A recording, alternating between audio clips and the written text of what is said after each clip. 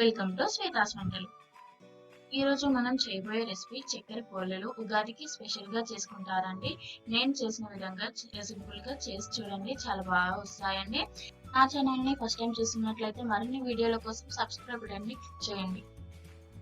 Process ఎలానో చూద్దామండి. ముందుగా కడిగి పెట్టుకున్న శనగపప్పుని ఒక కప్పు వరకు తీసుకుని ఒక కప్పుకి 3 కప్పుల వాటర్ తీసుకోవాలండి.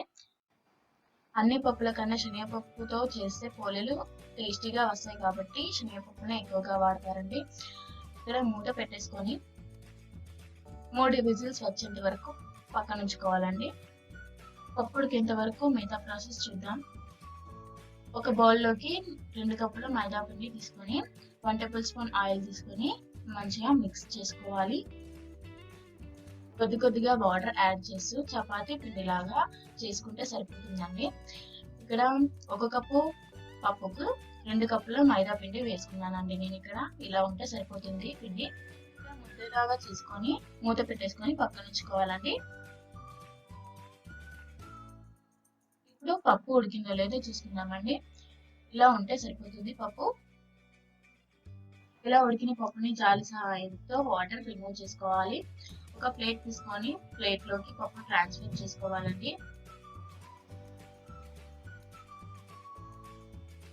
పొలలకి పప్పు ఇలా ఉడికితే సరిపోతుందండి. దీన్ని ఇలా పక్కన ఉంచుకోవాలండి. ఇలా వాటర్ రిమూవ్ చేసుకున్నాం కదా, ఇది కట్టేసరికి చాలా ఉపయోగపడుతుందండి. ఈ వీడియో నేను నెక్స్ట్ అప్లోడ్ చేస్తానండి. ఇలా చల్లారిన పప్పు తీసుకొని మిక్సీ జార్లోకి తీసుకోవాలండి. ఒక కప్పు పప్పుకి 1 కప్పు షుగర్ తీసుకోవాలి. అలాగే 1 టేబుల్ స్పూన్ సోంపు తీసుకోవాలి. మూత పెట్టేసుకొని గ్రైండ్ చేసుకోవాలి. ఇలా గ్రైండ్ చేసుకుంటే సరిపోతుందండి మెత్తగా.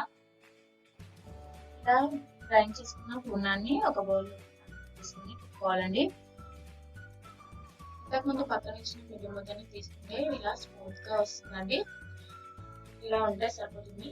చూడండి వచ్చిందా. నేను తీసుకున్న 2 కప్పుల మైదాకి 5 పోలేల వరకు వస్తున్నాయండి. ఈ విధంగా చిన్న చిన్న ఉండలుగా చేసుకొని పక్కన పెట్టుకోవాలండి.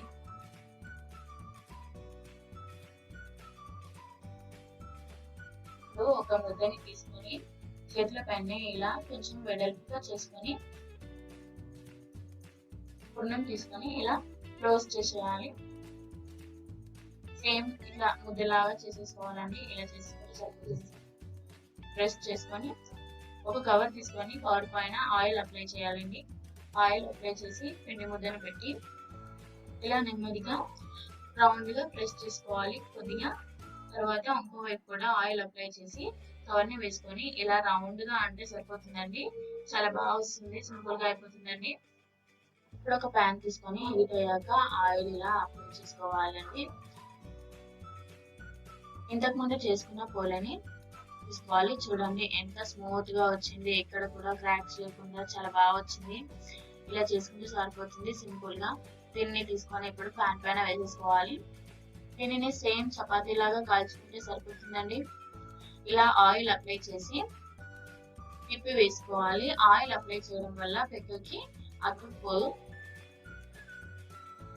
చూడండి ఇలా కాల్చుకుంటే సరిపోతుంది. మరోవైపు కూడా ఇలానే కాల్చుకుంటే సరిపోతుందండి. ఇలా 2 వైపులా కాల్చుకున్న తర్వాత ఒక ప్లేట్ లోకి ట్రాన్స్ఫర్ చేసుకుంటే సరిపోతుంది. మిగతా పోలేలను కూడా ఇలా చేసుకుంటే సరిపోతుందండి. అంతే అండి, టేస్టీగా చక్కెర పోలేలు కంప్లీట్ అయిపోయాయి. దీన్ని చక్కెరతో కాకుండా బెల్లంతో కూడా చేసుకుంటారు. మీకు ఈ వీడియో నచ్చినట్లయితే లైక్ చేసి మీ ఫ్రెండ్స్ కి షేర్ చేయండి. Thank you.